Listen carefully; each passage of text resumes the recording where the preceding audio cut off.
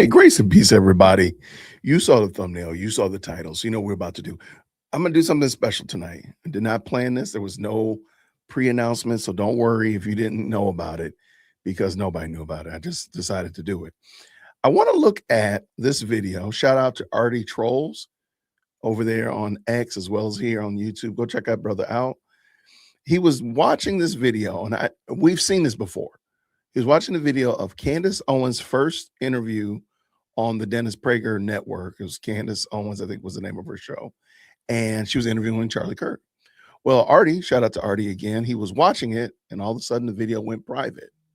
So why did the video go private? We don't know why the video went private. So everybody was scrambling and scraping. We found the video. I think the only thing right is to watch the video so that we can see what was it that they did not want everybody to see. I do want to bring in a friend of the channel. I want to bring in real quick, Fax Me. Fax Me did call this out as well. I want to bring him in very quickly. Did a video very. But the stuff that we have gone through over the last year, I mean, there have been moments where I was just crying in bed and shouting at Charlie on the phone. Like, I mean, we've gotten into fights and things get really heated and vicious because we're fighting a war together. But the thing is our names are tagged to it. So everything that comes out, it's Charlie Kirk, it's Candace Owens, it's Charlie Kirk. And there's so much hurt and emotion and pain that goes on behind the scenes. And I want to really stress that point because I know that there are a lot of kids now that go through depression and angst, and they look at people's lives on social media and they think, wow, I wish I had that life. But what we do is it's hard. It's very hard. But the stuff that we have gone through over the last year. So that's most people think that there's something there with that segment right there that we just watched is the reason why Candace pulled down that video. I don't know, because I've actually seen this video before. I've actually used it in other clips and other commentary. So I've seen the full interview. And now I want to watch it again with you all. So please, if you don't mind, I need you all buckle in. I definitely want to get your commentary on it as well, because I think there's more to it than what we just saw. So I don't think that is the smoking gun. I don't think that is the issue. I think there's more to it. Now, I am going to admit right now, I believe that Candace Owens she was fired from Turning Point USA because of the whole thing with the failed art student of Germany and all of that kerfuffle that happened there. I believe Charlie Kirk came here to kind of make sure that it was stayed smooth, if you will, so that to placate her, if you will, to keep her from going nuclear scorched earth like she's doing now. I don't believe Charlie Kirk is doing this out of a sincere love for Candace. I think he's doing this because he's being a diplomat. He's being, for lack of a better term, he's showing brinksmanship. You know, I got to give a little bit. We're going to do some horse trading here. I think that's what's happening here. But y'all let me know what you think. Let's get ready to jump into this. If you don't mind, I forgot to say it the first time.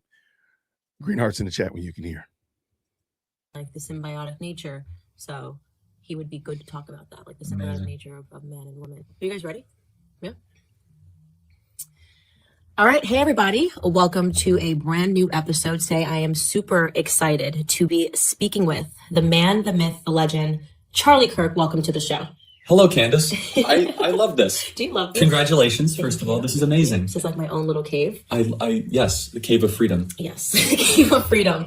We have so much to unpack. People were super excited to write in questions. I basically posted on Instagram, if there is anything that you've ever wanted to ask Charlie Kirk and Candace Owens, what would it be? And I got over 22,000 responses. Wow. It was like an AMA in real time. Yeah, it was insane. And my favorite, by the way, here it comes. My favorite question that I got was, who is Charlie Kirk?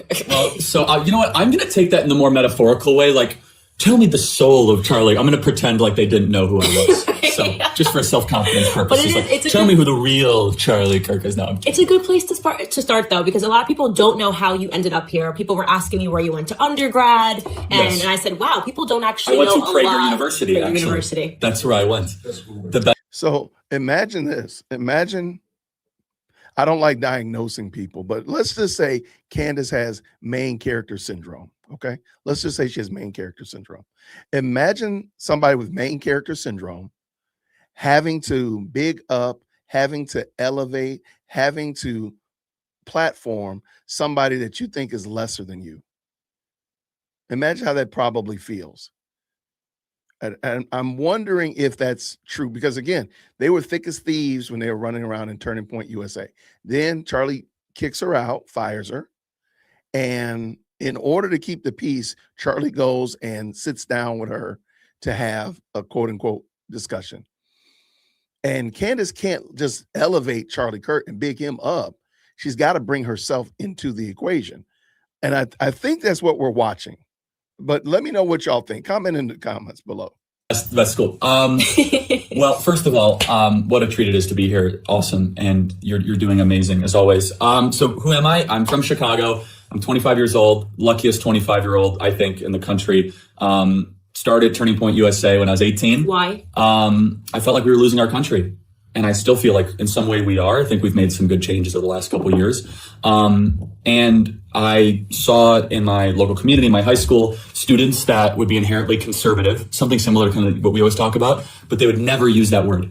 They believed in hard work, they believed in the country, but they would also just all of a sudden automatically identify as liberals, right, and as people on the left. And that bothered me. And I was always a more conservative, patriotic, unusual high school kid, I guess you could say, that would read every historical political book possible and, have, debates and dialogue with my teachers. Of course, Charlie would be debating with his high school teachers, is what all my friends would say. Anyway, started this. I had no money, no experience, no connections, and no idea what I was doing, but took a little risk in June of 2012. And here we are now. And, you and I have been working now for what?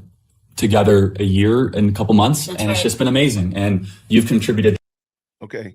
A year and a couple months. So that means she was only at Turning Point. I thought she was at Turning Point for 3 years. She really wasn't. A year and a couple months. Let's just say a year and 6 months. Since 18 months that she was at Turning Point. This is going to get in. I need to get my pencil and paper out. Get my smartphone, get my dumb phone. I got a feeling we might have to do some timelining here. Maybe we need to do a huge timeline, but actually allow Charlie to tell us what's on the timeline. Because I got this feeling this is going to be interesting. Let's go. Tremendously and greatly from taking Turning Point from one level to just an exponential level higher. And let's actually take it back, because there could be people that are watching this that actually don't know what Turning Point USA is. Oh, wow. And I think it's really important that we explain what it is that Turning Point does and why it's necessary right now in this country, especially as we're talking about launching, as we have Turning Point UK. Yes. So for those that don't know, Turning Point USA, we're a nationwide student activist movement, present on 1,400 high school and college campuses across the country. In short, the mission statement is to educate, empower, and organize students around three really big ideas: that America is the greatest country ever to exist, that the Constitution is the greatest political document ever written, and free enterprise capitalism is the most moral, proven, and effective economic system ever discovered. Those are the three really overarching themes. And even more simply. So real quick, she's saying that they're going to launch Turning Point UK.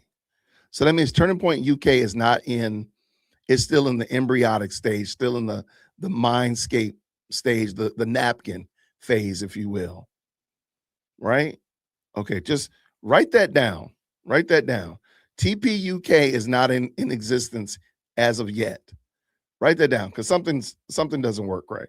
We believe that we're in the midst of a culture war. This is something that Prager University and yourself and Dennis, we all agree that the stakes could not be higher of these ideas and the consequence of whether people believe in them or not. Because if we have an identity crisis as a country and we can no longer agree that we live in a great country, that country will cease to exist. Well, here's what's interesting. So everything that you just said, empowering and educating students, doesn't really sound that controversial. No. If I Google Charlie Kirk and I get hits back, you sound pretty controversial. Yes. Right? I've seen articles saying that you support white supremacy. You're not doing a good job, by the way. Hiring me was probably Can you vouch that I'm not a white? Can we put it on the record, I'll Candace? just say you're not doing a good job. Okay. You're sucking at it really badly. Okay. So it says that you support Nazis, that your group, and especially with this launch and moving overseas, yes, that you're bringing this darkness to Europe. So darkness, yeah. Why is that the interpretation if what you're looking to do is talk about conservative principles? It shouldn't be that complicated. Well, it's intentional demagoguery by the left. Instead of trying to have discussion or debate or dialogue and say Charlie is incorrect about these things, it's much easier to defame people. Right. Because look, there's an understandable amount of fear in America over the last 50, 60 years of radical voices. I'm not trying to dismiss that. Like there's actual people that should be dismissed, such as David Duke. Like there's bad people out there. But it's easier for the left to be able to say Charlie's a bad person than Charlie is incorrect. Right. And wow. I think I know why she wanted this video taken down. Charlie Kirk is condemning Candace in 2026. He didn't know it when he was sitting there because he's 25. So this is almost 7-8 years in the past. He didn't realize it, but he was reaching into the future, wagging his finger at Candace Owens, condemning her because she doesn't debate ideas. She slanders people. She besmirches people. And that's exactly what, man, he was on the money. Fortunately, there's an entire political party built around this. There's an entire part of the American political discourse that is built around this entire viewpoint, which is to defame, demagogue, and discredit instead of disprove. Right. And that's such a sad indictment of our country, isn't it? Because it wouldn't be that like, oh, Charlie is mistaken on free market economics because of why. Instead, it's you're a terrible person, you're this and you're that. And the idea is to not allow people like you and I to even get to the campuses. Exactly. And the truth is, it's because they know that if people hear us, they might agree. How many times, Candace, and for your audience to know, Candace serves communication director of Turning Point USA, came on our team in November and has just been so amazing and so instrumental in so many different ways. And we've done how many campus events? Countless events and campus events together. And how many times, Candace, did we go on campus and there was that student that said, I'll never forget it. So they always say the same thing one way or the other. You're a lot different than I was told you were going to be. Right. I mean, so they'll show up and they've got, the Black Lives Matter protesters sitting at UCLA, for example. Seated in the front row, arms crossed. And then you've got your Antifa people that are planning some weird event. And there's people that are just all over trying to disrupt. And they come with an idea. I don't know what they're expecting for us to get on stage and say white power. So I'm still of the mindset that Candace Owens has been cosplaying as a conservative. I still believe that. I stand on that, and email management if you disagree.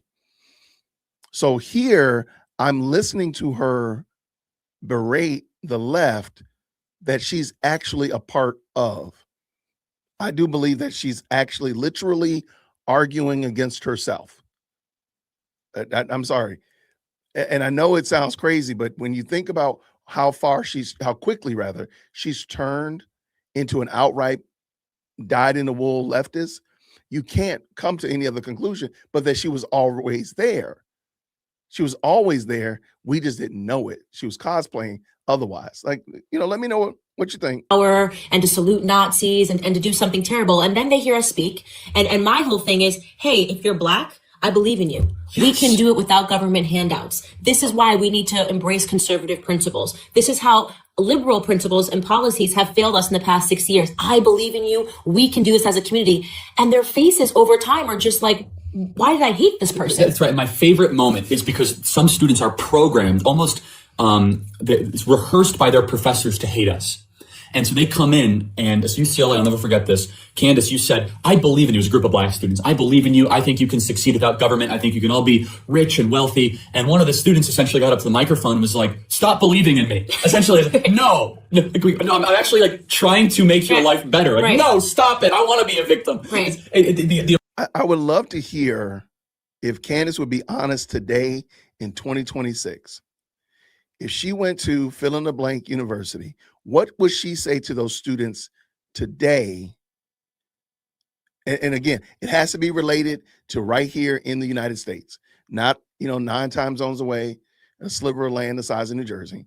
What would you say today to those people, the same Black Lives Matters, Antifa people? What would she say today? Because what she's saying there, albeit I do think she's just parroting what Charlie Kirk believes and was saying, was actually pretty good, probably because it came from Charlie Kirk. But what would she say today? Right now, today, if she got on and had the opportunity to go back to UCLA or Howard or the Atlanta University Center and had a captive audience, what would she say to them? I would like to know that. absurdity of resistance, empowerment. The left is on a number on confidence, and that's what I say in the Black community. The worst thing that they've done to the Black community is they stripped away our sense of self-confidence. Yes. And there was a sense of self-confidence. You know, I speak about my grandfather all the time, growing up on a sharecropping farm, and he did it, man. Like, he did it from start to finish. He grew up in this segregated with what he did. South. Your PragerU video talked about it. Yes. He never talked about racism. He never said I can't do something because I'm Black. He never said that society was stopping him. He just kept his head down and he worked his entire life, and he had concern. That's exactly, if you just remove racism and Black and insert Zionism and Jews, I'm telling you, like, this was the bit. We were getting played right here in front of our faces. All she did was insert new terminologies, and she's literally saying the same thing right now. That's crazy work. And by the way, where's her dad? She never talks about her dad. It's always her grandfather. Shout out to her grandfather. But what about her pops? What about her mom? She never mentions them. She doesn't even mention her grandmother, but I digress. Conservative principles. He married my grandmother. He stayed married to her until her dying day in 2013. And that was the example that I had in my life. And now we have these kids who have lived through nothing. No, they have no adversity whatsoever. They can't do anything. Of course not. My skin's Black. I'm a woman. I'm gay. I'm lesbian. I'm trans. I can't do anything in this society. And the left has programmed them with all of these excuses. And it's actually those excuses that are cancerous to their progress. That's right. And for the audience to understand this, Candace has been the most effective voice at challenging the victimhood narrative, because the way, unfortunately, the pyramid exists, I, as a white Christian male that's straight and grew up in the suburbs of Chicago, I'm not allowed to talk about this stuff. I mean, obviously I am, but they don't take it seriously. But as a Black female who used to be a liberal that grew up in poverty and went through a tremendous amount of adversity in her life, all of a sudden they can't discredit you. Right. And when they do, they look like Looney Tunes. Right. And you're, they are Looney Tunes. No, that's exactly right. You know, I get the And I'm being very nice by the term Looney Tune, by the way. Watching you, Democrat Socialists of America, doing your opposition research. I'm watching you. But you're so effective at it, because if they dare challenge you and they come on a college campus and they say, Candace, I'm super oppressed. You could basically say, okay, if we want to have the oppression Olympics, I'm going to win. I'm going to win. Gold medal, triathlete. Don't do it. You're the Jesse Owens of oppression Olympics, yes, right? Being Candace related Owens. To him, by the way. There you go. Yes, I am. And I'm telling you, they don't want to play that game with me. And so, but the media then tries to effectively combat that by just smearing me, so they won't even get in the room to hear me, because they might, if they come here, Candace Owens speak, have the audacity to believe in themselves when they walk out of the room. Right. And imagine if we had a country where more. So she's arguing against the viewpoint that she holds. And she's trying to get people to abandon the viewpoint that she actually, in the position that she actually holds. I know y'all, it sounds crazy, but I do believe that Candace Owens was faking the funk here. I do believe it. I do believe it. There's a lot of things that have come out as it relates to her childhood and such like that it wasn't as, from the mud as she likes to make it sound, and all this hood behavior that wasn't really her reality. Now, she did have some bad upbringings, and I'm trying to minimize that. But from the understanding that I have, it wasn't as bad as she's making it out to be. So that being the case, a lot of these bona fides that she's trying to lean on, that is cosplay. She's extracted that from somewhere. And I know, let's keep it going. People thought they could do it, and someone doesn't have to do it for them. Right. And isn't that what has made America the most resilient country ever? That's how we've been able to incorporate people from all over the world, all different backgrounds, all different religious persuasions. And as Dennis Prager always says, we are the least racist, multiracial country ever to exist. And it's a kind of that ethic and that ethos that you have self-reliance, that you have resilience through adversity, and you're not going to blame somebody else for your problems. Right. But the universities are teaching the exact opposite. Right. I want to talk to you about, you touched upon your faith in a little bit. And I think that's something that we talk about a lot. And can you just explain to the audience how you see God in all of this? Yes. And how it's touched your personal life and driven some of your conservative Thank beliefs. you for asking. So I'm an evangelical Christian. So what does that mean?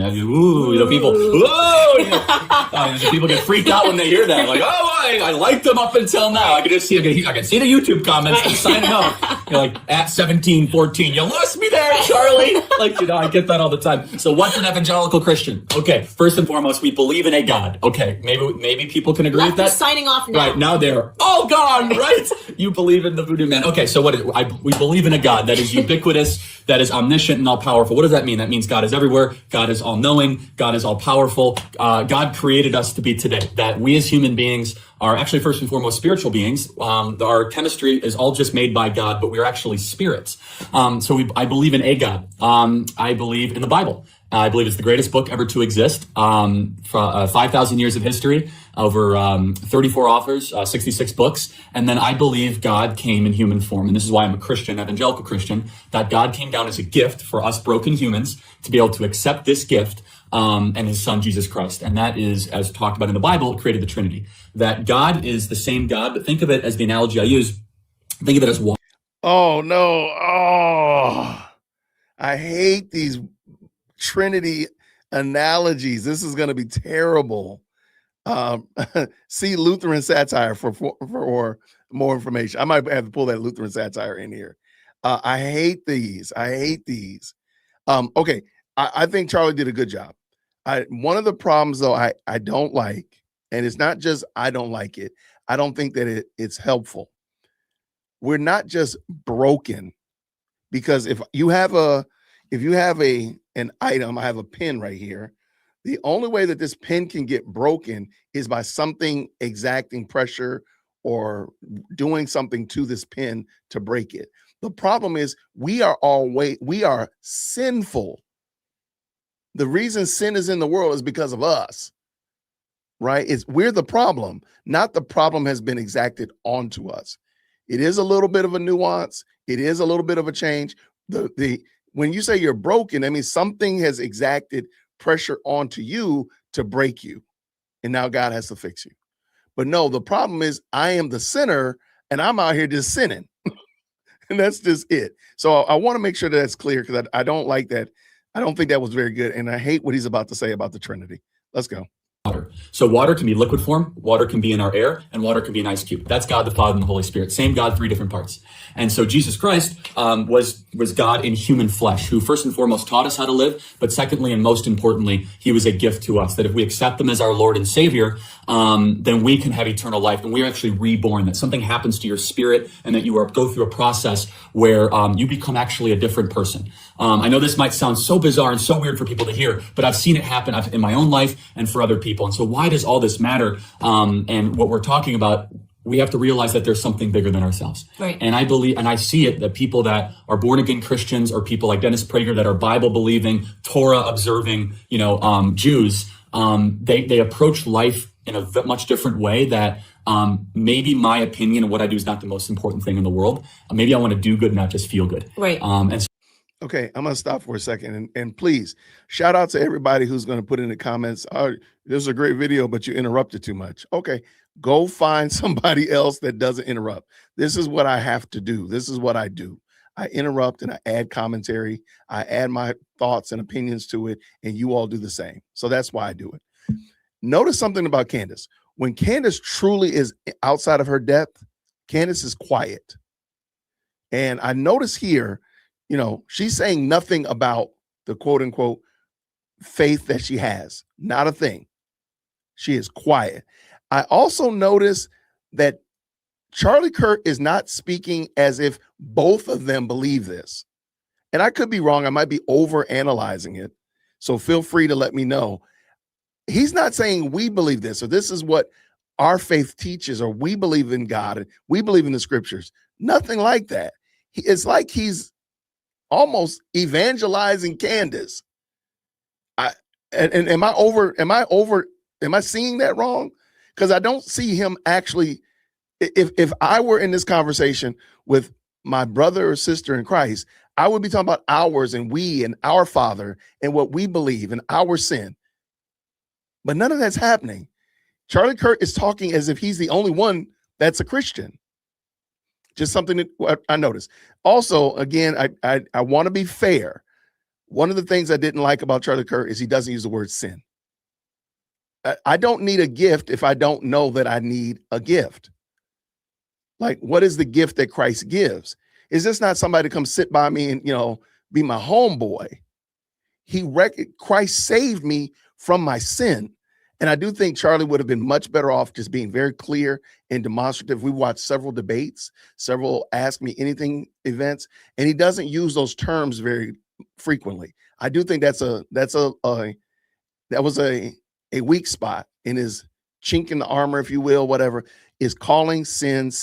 You're not just broken, you are sinful. It's not just you need something, you are a sinner, right? So that's just my little take, my little pushback. Feel free to email management and let me know that you disagree. Oh, shout out for sure. Shout out. Thank you so very much for the 10. New Zealand. She actually ranted about Charlie firing her too. She was losing steam and she used Charlie Kirk to try to milk his death. It's disgusting the more you think about it, to be honest. I agree with you 100%. Thank you, Path. I appreciate it. This is exactly what I think is happening. The reason why I think she jumped out so quickly to start this narrative of, Charlie Kirk was my best friend. We were road dogs, so on and so forth. Some of that was true, but a lot of it was conjecture. A lot of it was historical revisionism and recasting the story, because she's the one that got out and told the story first. That's why people are treating her like she was the widow almost. That's crazy work. Let's get done with this. Let's go. Shout out. So anyway, that's a short version of what I believe and why I believe it. And some people disagree vehemently with it, but that's what makes, discourse so much fun. Right. So. I think that there's something that you and I have touched upon privately and publicly at times. And it's about, you say, we're all on this quest for some form of spiritualism. I think in our truest form, we do believe that there is something bigger than us. It's the reason why I check my horoscope, right? If you say someone's going to read your palm, you go, you don't really know if that person can read your palm. For meaning, There's a search for meaning that we all we're interested in that. Yes. And yet when you say this might be weird, you kept saying that, right? This might be weird. Some of you guys watching, you're doing that because right now, the public discourse, you're not allowed to talk about God, are you? And so I'm actually, you're right. And so to kind of, the left has been so militant. I have to always preface this because I'm afraid I'm going to get deplatformed or discredited by saying these things. I mean, isn't that, think about how I shouldn't even have to say that. You shouldn't have to say that. Yes. You should be able to openly talk about God, but we've gotten to this place in society when you've got The View and Joy Behar, who is mocking Jesus Christ, laughing at Jesus Christ, making fun of Mike Pence for being faithful to his wife. Faithful to his wife and believing in something other than what? Government. Yeah, but exactly. Government. And this is so important too. Celebrities as the gods, right? The philosopher kings of our times are, the people, the gatekeepers of Hollywood. The idolatry that takes place in Hollywood is a sin. It really is. And so. Yeah, I got to stop there. There was a lot of meat on that bone. She threw out astrology, palm reading, spiritualism. I'm sorry. I'm sorry. I think we know. I'm going to go again. I'm going to even expound what I believe. At this point, Erica Kirk is in the orbit. I don't know if I don't think they're already engaged, but they're definitely dating at this point. I think Erica Kirk told Charlie, yo, Candace is not good for you to be around. And if you're a woman and you're married, or you're a woman and you have a significant other, a boyfriend, a fiance, you probably see things that he doesn't see. Sometimes us guys, we just doing life. We're not paying attention to stuff like that. And I really now believe, after watching that little segment, I believe Erica told Charlie, Candace is not good for you to be around you. I believe that happened. And that's why Candace hates Erica to the degree that she hates her. Because I think Candace was always holding out that Charlie would would want to be around her, whatever, whether it be married or not. I don't know where she was thinking about that, but to be cut off by his wife, I think that's what got really salted her grits. I mean, again, Lady Dear Woke Christian has told me about people that are not good, and guess what? They are not good, and they are gone. I'm not gonna argue with her. If the woman say to Jason, that person's not good for you, that person's gone. It is okay. I am not going to be upset. I think that's what Erica did. Okay, let's go. The two things, the atheist left, which is, I repeat myself, because most people on the left are atheists. They are. Because they turn government into their God. They turn government into their church. We've talked about this a lot. But the idea that man is nothing more than a composition of particles and chemicals, that's only about 100 years old. That's formed from Darwinism. The idea through all the Eastern religions or all the, Judeo-Christian, that we're actually spiritual beings first, composed in just physical matter, that's thousands of years old. Right. And so the left, they make it seem as if it's very progressive, that, we're just nothing more than the particles.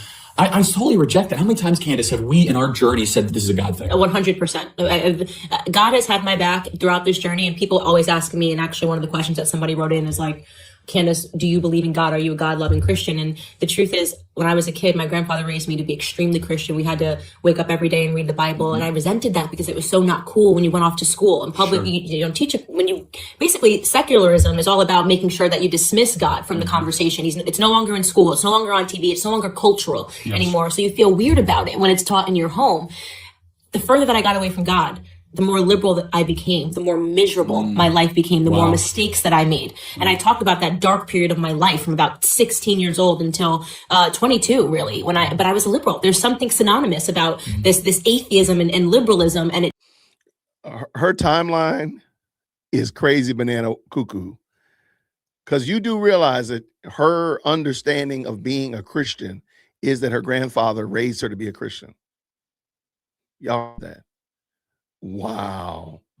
Again, I've heard this before, but now I'm glad I'm watching it with you all. This is some high yield, very interesting commentary. It turns you into a horrible, corrupt person. And then I found conservatism, and I was naturally drawn back into God. And now I read the scriptures every night before I go to bed. And I'm closer with my grandfather and having conversations with him. So can I ask you a question, Candace? No, it's my podcast. Oh, okay. No, I'm kidding. I'm sorry. Father, forgive me, for I have sinned.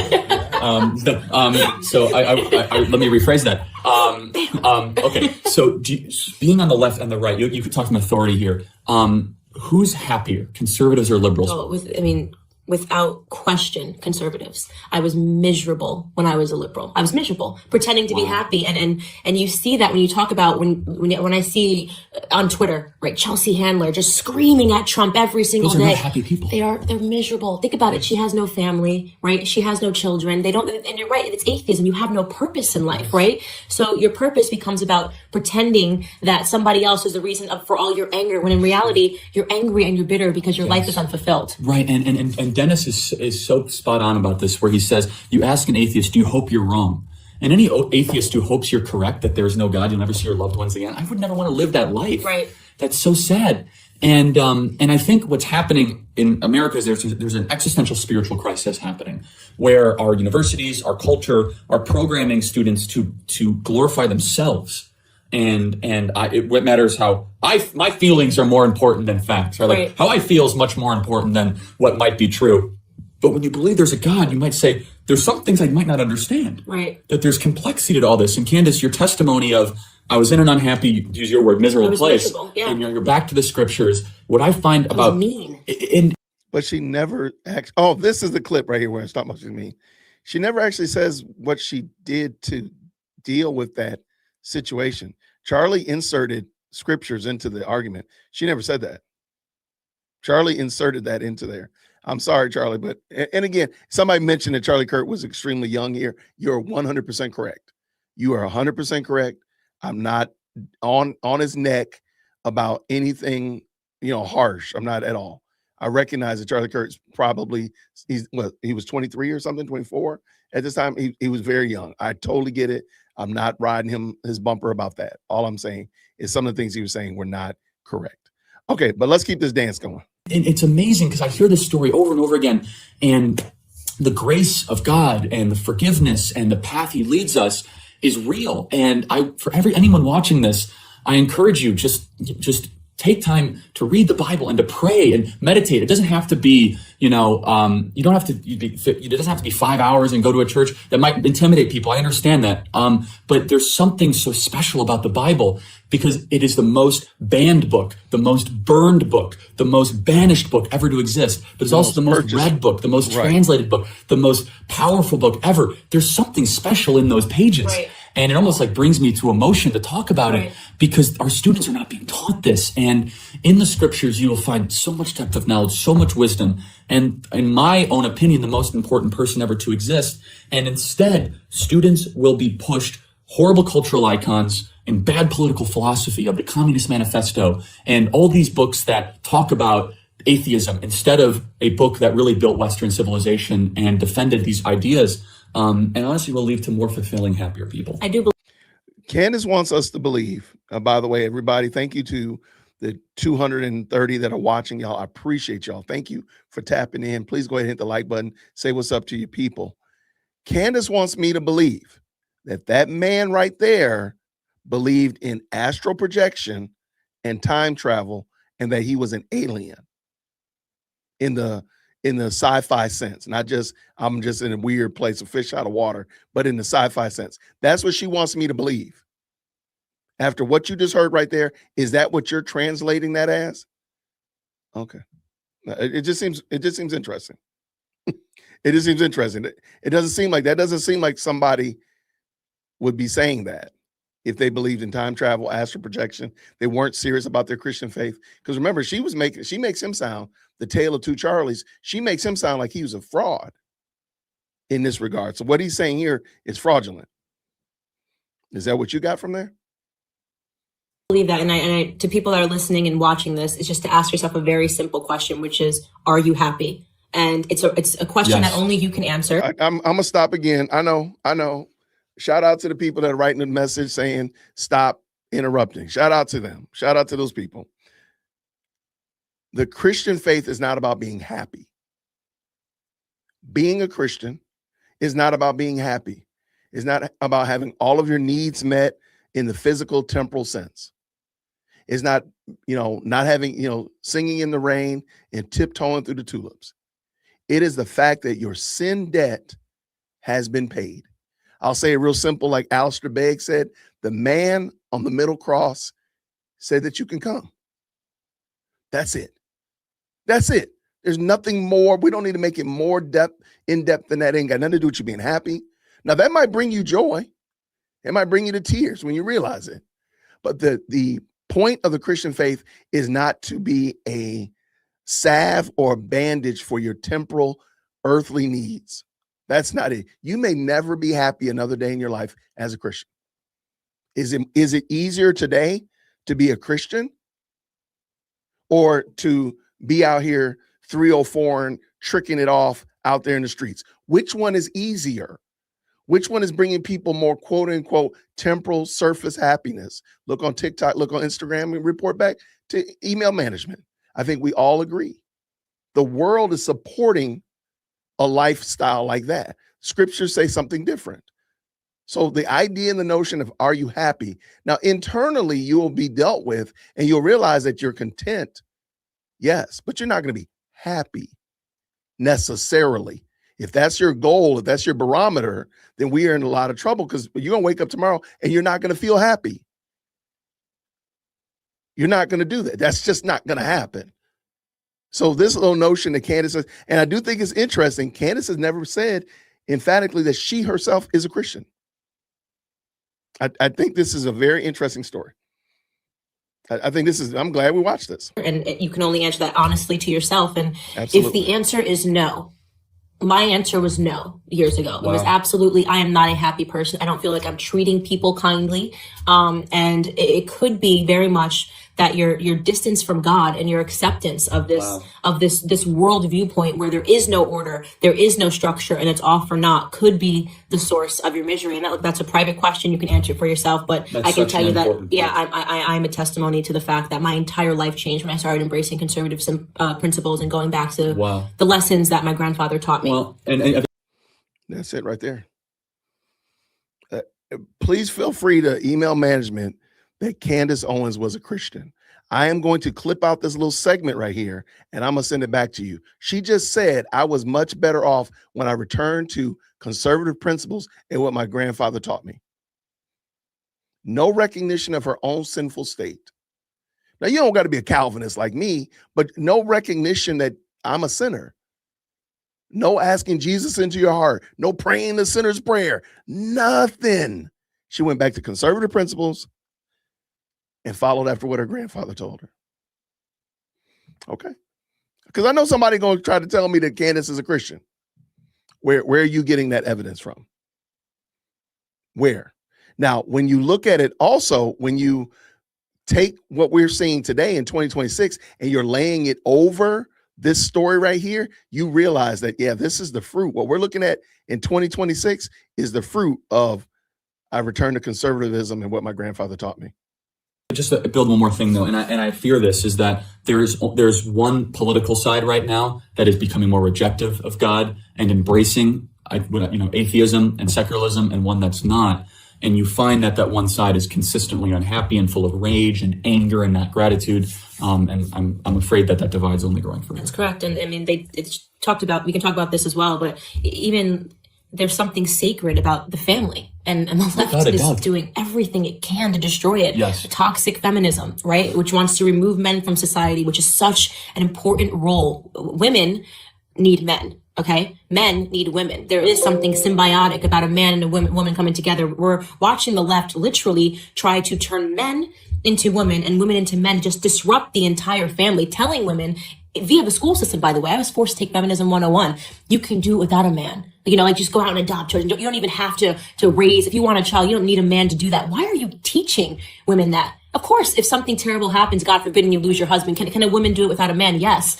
But to teach people that there's something virtuous about trying to do things without men in society, that's the stuff that really scares me. The breakdown of the family. And no group of individuals in America has seen the detrimental effects of that more than the Black community. Exactly. And I just want to know where this Candace has gone. Is anybody, is this Candace? Could you please come up to the front of the church?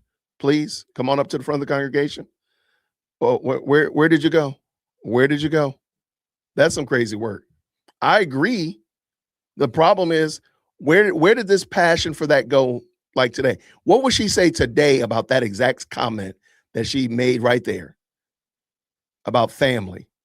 Where would she say today, right now in 2026 about family?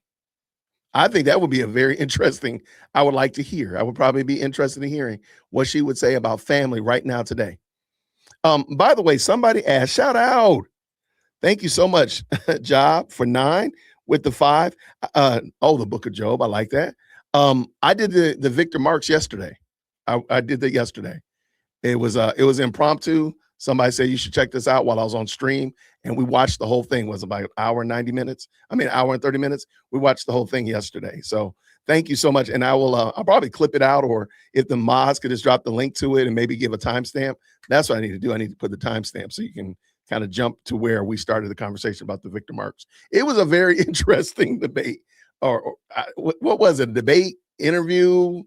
I don't know what that thing was called, but it was very interesting. We had a good time though. I ask the question is, I've never met a happy feminist 101 professor. They're miserable. I can attest to that. They are miserable. And it's almost as if they're the armpit hair is very long.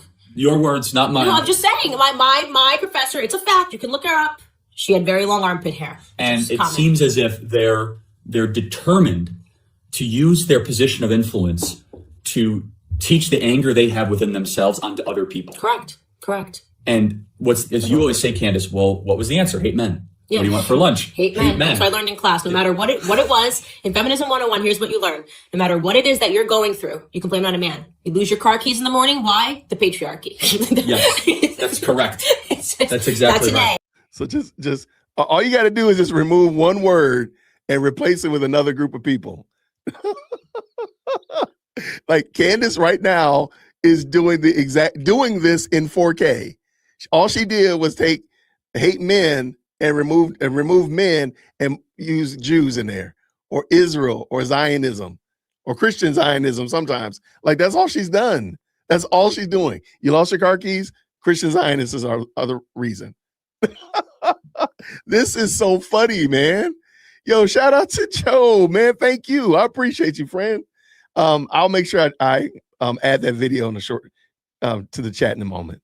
All right, let's go. If you want to get an A in that class, that's an A. And that comes from a horrible position of resentment and anger and rage. And have women at times been, have injustices at the hands of individuals. Of course. Have men also had injustices at the hands of women? Yes. People wrongly accused of things, all sorts of things. Right. So we can go through that. But to create an artificial phantom of evil and program students to believe that is really, really, really concerning. Absolutely. So I want to jump into some of these questions. Sure.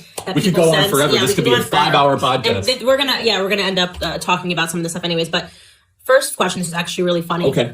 Who is the better driver? Okay, hold on a second. I'm gonna answer this question. Actually, Charlie Kirk never lets me drive, so maybe he's sexist. He never lets me drive, and he's a horrible driver on top of it. Well, hold on, I'm very, very good. Zero car accidents. He never lets me drive. I'm very benevolent, okay? This is my argument. I care so much for Candace Owens. I want her to be able to tweet uninterrupted of traffic patterns. Ooh, nice spin. That's a very nice spin. This is the spin stops here, okay? And I will say, without a shadow of a doubt, every time, it's not even a question. I just go right into the driver's seat. I'm like, Charlie, I could drive. He's like, no. You're a woman. No, no, because he's never letting me drive. I want to be very clear about this. Bob, I want to be very clear. I don't know if she's a good driver or a bad driver. I would never make that prejudice whatsoever. Instead, it is a man's role to protect the woman, right? And you protect them by being able to drive so that she can tweet uninterrupted. And I will attribute her Twitter growth over mine to the fact that when we're driving through the San Bernardino Valley, I have to try to avoid burning cars, and she can continue to tweet uninterrupted. So well done. You're welcome. It's really such love. Congratulations, Charlie. That is a very wild story. And again, I think that they were friends at a time. So I'm not arguing that they weren't friends. I'm not saying that they didn't like each other at one time or they had favorable memories and such like that. All I'm pointing out is, and all I want to bring up is that I don't think they were friends soon after this interview. Job, I just put the link right here to last night's live stream. And in the description, I set the timestamp so you can jump to 2 hours and 22 minutes and it'll start that conversation right there. So shout out to you. Okay, let's go. Just you're a wonderful human being. Thank you. This question is so interesting. And I thought, and a lot of these questions came in that were like this, which is jarring to me. And it really shows you how social media doesn't present reality all the time. Do you ever doubt yourselves? Of course. I'm just like, of course, right? I mean, and it just shows you, and we can talk about social media a lot, that everything you see on social media is a highlight. And that's a great way to put it. Yeah, it's a highlight of people's lives. And you're like, oh my God, this person's life seems so cool. But the stuff that we have gone through over the last year, I mean, there have been moments where I was just crying in bed and shouting at Charlie on the phone. Like, I mean, we've gotten into fights and things get really heated and vicious because we're fighting a war together. But the thing is our names are tagged to it. Yes. So everything that comes out is Charlie Kirk. It's Candace Owens. It's Candace Owens. It's Charlie Kirk. And there's so much hurt and emotion and pain that goes on behind the scenes. And I want to really stress that point because I know that there are a lot of kids now that go through depression and angst, and they look at people's lives on social media and they think, wow, I wish I had that life. But yes, what we do it's hard. It's very hard. And do you doubt yourself? Of course I do. And there's some things that I haven't doubted in a long time. There's some things that I'll doubt daily. And look, it's hard to put into words. And Candace is probably one of the only human beings that can sympathize with what I'm going to say. It's really hard to wake up to 8 reporters that want to destroy your life. Yeah, that's not fun. It's just not. And do you doubt? Of course you do. But and what we have learned, Candace, through this trial by fire is the only real way to put it is the only person. This is so cliche. I hate it, but it's cliche because it's true. The only person that can debase it is yourself. Right. Is that if you give up and then they have won. Right. And it is persistence and perseverance and the grit. Right. Is really one of the key components to being able to pioneer ahead. And for people that are dealing with depression and angst and anxiety, understand that some of the most miserable people I know in private situations live perfect social media lives. That's a really good way to put it. And I'm trying to reconfigure my lens of how I process social media. Right. And I love when people say, I was wrong and I'm sorry. And instead of just, I think the whole kind of Instagram influencer rise the last 4 or 5 years where everyone has perfectly polished pictures overlooking the Santa Monica Pier, and it's just, you know exactly what I'm saying, right? As the sun is setting and it's just perfect. And like, oh, I want my life to be that way. And in reality, they're looking through Instagram saying, I want my life to look that way. And everyone wants their own life to look the other way. And I don't know what the equivalent of that was in the 1970s. I don't know. Well, I don't think there was. That's what I'm saying. I think that people have to understand that we live in a different world now, but don't think because you follow me or that you follow Charlie that this has by any means been easy. There have been moments where I've sat him down and he thought that his whole life was over and was like, they're just trying to kill me and destroy me. And I'm like, get your head out of the sand. Like we fight, we go on. And there have been moments that I've called you and said like, this is it. It's over. Like I can't do this anymore. And he's been like, you get your ass up out of bed and you keep going. And it's so, so important for you guys to understand that. The next day, it always does get better, guys. It gets better. Okay. I got to stop for a second. I don't know who it is that they're looking at to Candace's immediate right, because she keeps turning. I wish that person would just come sit at the table. I want her looking forward. But she does realize that she's refuted what she said earlier about happiness. Charlie has refuted what she said about happiness.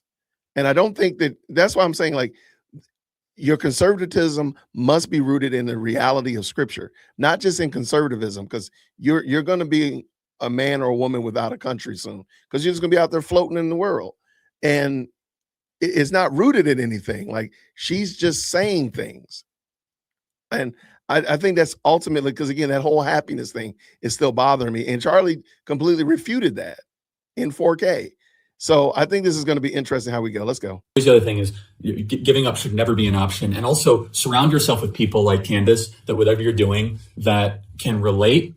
And that when you say something that they're going to tell you, the truth and they're going to be honest, but they'll also have your back. And I understand this might sound cliche, but it's so hard to find that. Right. It's so hard to find that kind of loyalty that, the kind of the old expression is, when you're in a foxhole, you want someone who is not going to tell you that there's no bullets being fired. You want just to say where the bullets are coming from. Right. Yeah.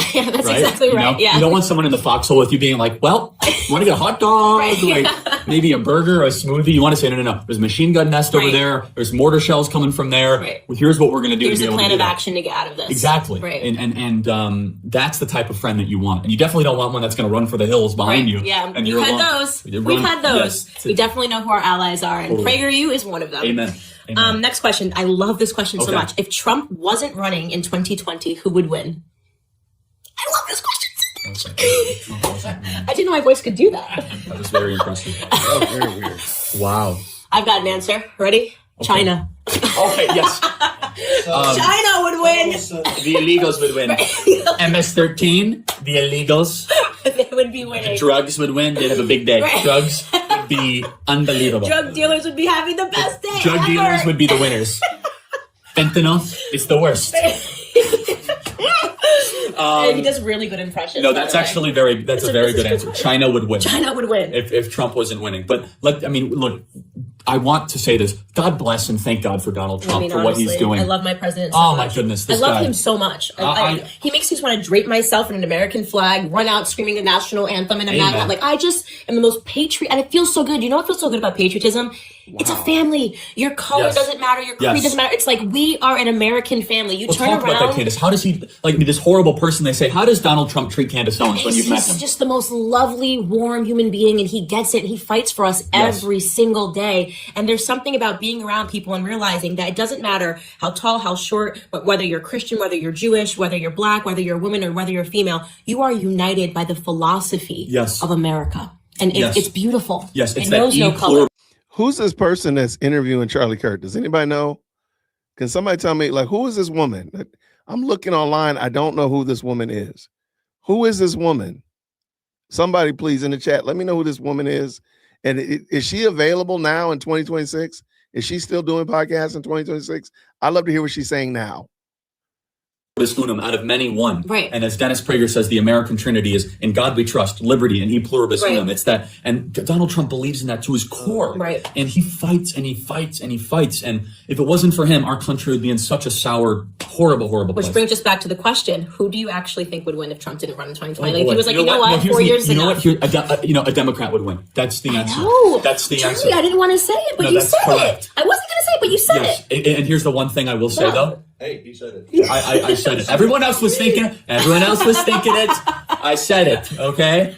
a Democrat would win. Who would it be? Of right now, of the Super Bowl, I can't wait. By the way, it's the Trump hating Olympics. Is really what it is. I can't. By the way, I don't know when this will air, so I'm going to say it. But like Klobuchar announcing for president, talking about global warming in the midst of a blizzard. It was just amazing. We'll end the country.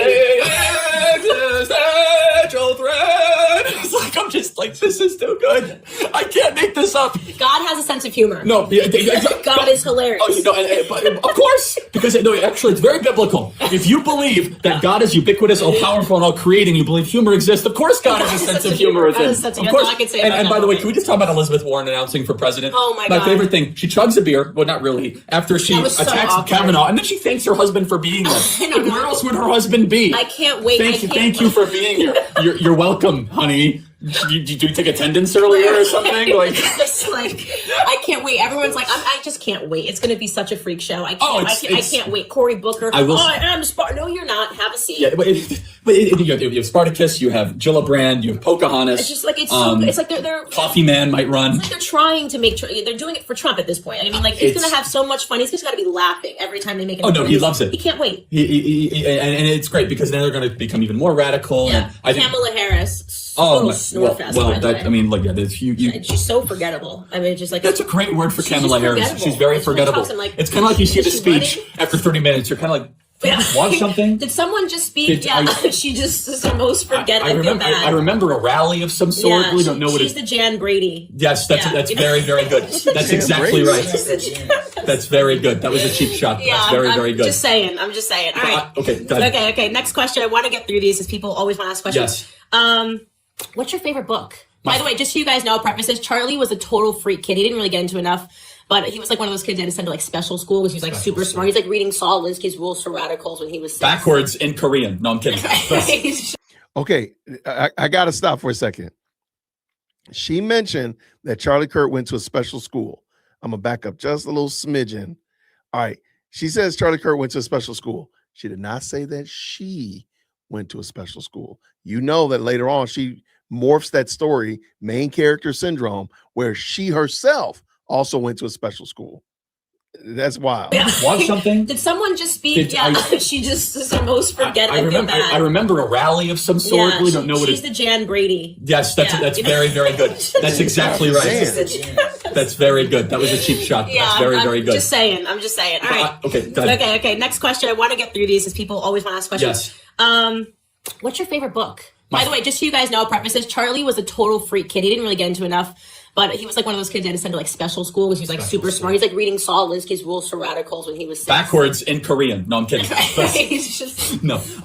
Look, the Bible is my favorite book. That's right. Without saying. But let me think outside of that. Free to Choose by Milton Friedman probably had the greatest. Milton Friedman. Yeah, had the biggest impact on liberal. So the Bible being my favorite book, but the book that had the most transformative impact in my life, not just because of the contents, but by the approach, was Free to Choose by Milton Friedman. And let me tell you why. It's because I was taught nothing but government-run economics and Keynesian economics, and to read a book that was so contrary that other people could think differently made me reconsider everything. Wow. Made me think. How old were you read it? I was in 8th grade. Okay. And it was written by Milton and Rose Friedman. Great. I was just like doing my thing. Yes. Like, I was in middle school. And totally weird. But like who does this in 8th grade? Milton Friedman, Free to Choose. It's a great book, and I was so moved by it because I thought, well, what else am I being taught that's a lie? Right. And then I just went on a vociferous quest of, what F.A. Hayek and all this other stuff that then it built my philosophy. So it was less about the content, even though the contents are brilliant,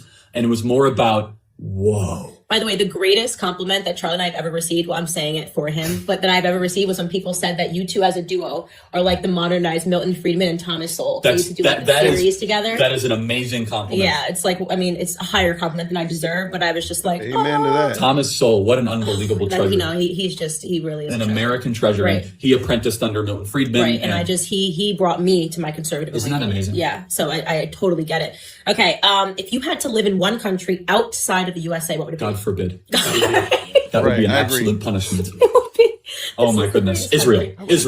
I would live in Israel. It's because you like the food. I love hummus. We went to the embassy opening in Jerusalem, and he just had a field day over the food. It was the best day ever day. It was hummus and tzatziki, and it was. I love platters of food. I don't know. There's something very uniting about having, kind of a communitarian way of eating. I love Israel. I felt so spiritual there. Right. I felt in touch with God. I love the people. I love the background. I love everything about it. So if I had to live somewhere except the United States, God forbid, it would be Israel. Interesting. Okay. That's okay, because we've heard Candace tell that story about him and the hummus and the such like that. That's interesting, because she tells that story. She had a dream.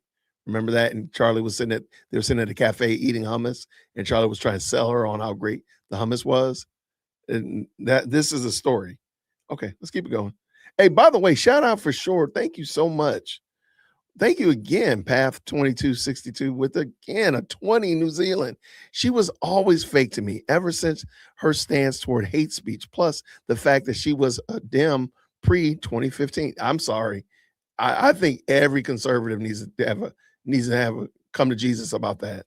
Because I mean, literally, she changed overnight, as she told Dave Rubin. I mean, you can probably see that she liked Charlie here, but you can tell she is a bit fake too. No, I agree. I think the fact that she likes Charlie is her fakeness. You can see this. It's you can cut it with a knife. And I picked up something that she said. I'm gonna do some research on it first before I come out and ask a question about it.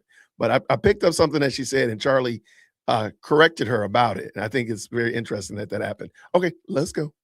Views on marijuana. So I have an interesting view. I reject the culture around marijuana. I think no one should do it, except I defend people's right to do it. I think it should be legalized and taxed. Just because I think something's a bad idea doesn't mean I think it should be illegal. Right. And there's lots of things that are legal that I think people shouldn't do, but I think they should be legal. I do believe in freedom, but I also believe in self-responsibility. That also means I think people that get government benefits should be drug tested, stuff like that. Right.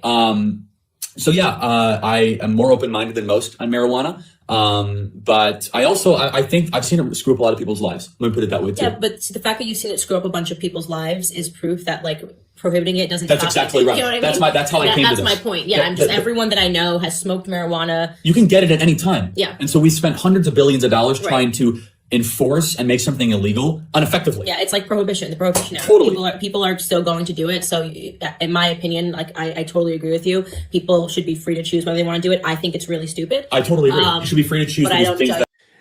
It's funny because Charlie Kirk clearly he's gone back and forth on this topic, because I've seen him at colleges completely against marijuana.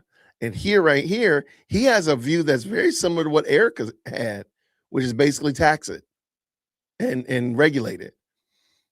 It's funny because Candace is sitting right there, amening it, making the yummy sounds, but she acts like people can't grow and change or have a viewpoint that they come back and revisit.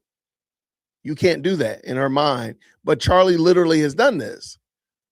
Again, because I have the video of Charlie disagreeing basically, because he was very adamant against it. And Erica was very much, when she was a pageant queen, she was very much like, whatever, do it. Do your thing. Just regulate it and tax it. That are dumb. Yeah, I mean, if that's exactly, you should totally have the freedom to choose things that are dumb. Okay, who is, I already know this. You kind of already touched on this. Your all-time favorite historical figure, is it Milton Friedman or is there someone else? Jesus Christ? Yeah, I would say, I gotta always say Jesus Christ probably. Wow, that is a great question. Historical figure. So just to make it fun, let's just say before 1850. Okay, he's amending your question. Whoever this is. Susie from Buffalo. I'm so sorry. Yeah, exactly. It's amazing, stunning. Right? It's the Mensa. I mean, I'm kidding. So I love the American founding fathers. Ben Franklin, I always really enjoyed. George Washington, Abraham Lincoln, Thomas Jefferson I think are too cliche. So one I really enjoy that I just love learning from is Julius Caesar. I think he's one of the most interesting historical figures. If you want to talk about someone who lived a full life, right, it's Julius Caesar. From conquering northern Germania to surviving and winning a Roman civil war, right, to an unusual alliance and quelling a rebellion with Cleopatra, to eventually to ending the Roman Republic, to starting the Roman Empire, and then seeing the people that he benefited the most turn against him. Right. I think there's something very tragic and very interesting about that. So I think it's one of the most interesting, and you could learn, if there's something to learn about humanity, you could learn it through the prism of Julius Caesar. Interesting. I was not expecting you to say that. That's really good. Okay, this is one we're going to both have to answer. What do you disagree with Trump on? You first.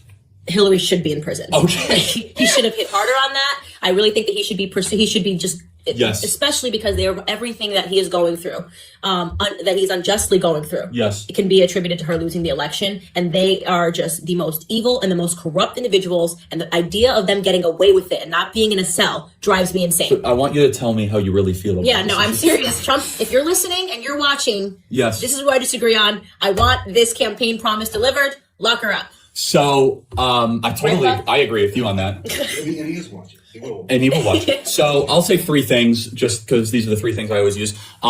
I have a I guess you could say, conservative view on the death penalty. I'm actually against the death penalty totally and completely. And Trump is very pro-death penalty. This is something where Dennis and I don't agree on. Yeah. So first of all, we wrongly execute people way more frequently than I'm ever comfortable with. You look at the data. It's actually more expensive doing the death penalty because of all the appeals. And also, if I think we are going to make an argument of not having taxpayer-funded abortion, then we should not have taxpayer. Consistent. Yes, so I'm so I'm against it on that. Second thing that I would, I disagree on that wholeheartedly. I don't think that we can't put those two on the same. The problem is we try to treat certain topics as if there's a life being taken, so we can put all the life being taken in this bucket, and we got to do away with it. No, taking a child's life and somebody who has raped, murdered, and pillaged, taking their life is two different things. They don't need to be in the same bucket. And first of all, we don't need to have abortion at all. Get that out of the bucket, period. That's off the discussion. I'm sorry. I don't think we would have the problem. I think that we have in the country is that the fact that we don't execute criminals, because I don't think we would have so many people be criminals if they knew that they would be executed. Once we find out that Johnny has done XYZ, Johnny has to get his head laid to bed. That's just it. That's just it. Now, Lil Ray and Bill Bob over here, they're going to see that we laid little Johnny's head down. Guess what they're going to probably do? Say, maybe I don't want to do that. So we're actually stopping crime and saving money, actually. However much we spent to put Johnny's head to bed, we've stopped Lil Ray and Lil Jim Bob over here from out here being fools. I'm sorry. I disagree with him. I don't disagree with, I don't even say this. I'm so sick and tired of treating Saudi Arabia as our friend. No, this is something that is, we could unpack that for a really long time. That could be a whole episode. Yeah, I mean, they funded 9/11, 15 out of 19 of the hijackers were Saudi Arabian. And if it was any other country except the country that we had a huge oil agreement with, we would not be treating them the way that we are. And that's exactly right. It's business. Yeah, and it really pains me and it sickens me. And it's something I think we as conservatives need to take a much better look at. They sell arms to Al-Qaeda. They fund Wahhabi mosques all across the world. And again, their involvement in 9/11 really just makes me sick. And then the third thing I guess you could say is the marijuana thing with President Trump. I think he's softening on it, but I just don't think it's something that we should treat in the same classification as cocaine. No, absolutely not. And I've seen cocaine and heroin and opioids really destroy people's lives. I think we should, I think we should go harder after the pill pushing pharmaceutical companies than after marijuana dispensaries. And because I think that there's pharmaceutical companies that are pushing opioids on people. That's no different than drug dealers on the side of streets. Yeah, that's exactly right. I actually totally agree with you. So those are my 3 things. Yeah, I actually totally agree. Okay. This person says, non-sarcastically, who is a Democrat leader that you think could be of value? I like this question. That's a really interesting question. Yeah, let's be nice for a second. Should we be nice for a second? We're not capable of being nice. Final Jeopardy. No. Who could be of value? I mean, this is kind of a weird way to answer the question. But I do see Alexandria Ocasio-Cortez as being of value to us in a weird way. I think first and foremost, this sort of radical leftism that she preaches is actually going to throw the more moderate people our way.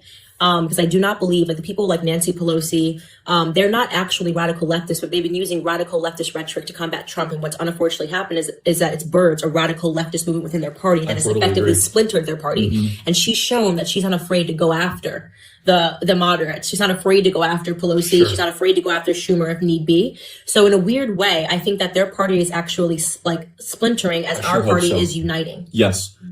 And so someone who could be of value, I totally agree. I think AOC will. It's a weird way to say value, but down the line, I think she could help. She's constantly wrong and never in doubt. Right.